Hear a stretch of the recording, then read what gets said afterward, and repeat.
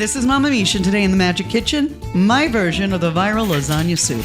Holy cannoli. This is such an easy recipe to make. I'm not sure what makes a recipe go viral on TikTok. I wish I knew. Maybe then people would stick around for more than 40 seconds of the voiceovers I write and record, and we would have a thriving business. So if you know the secret, please don't gatekeep. I'd love something we create to go viral.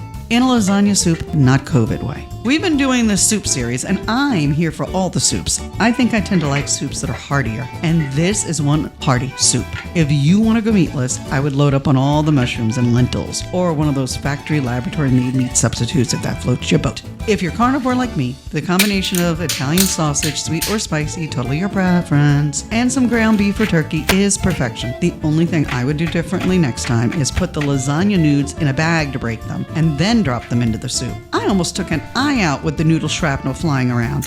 Always err on the side of caution when using sharp objects and cooking with heat. This and more helpful tips from Mama Miche here to make your kitchen magic. Hey, oh, this looks so freaking amazing. Lasagna soup.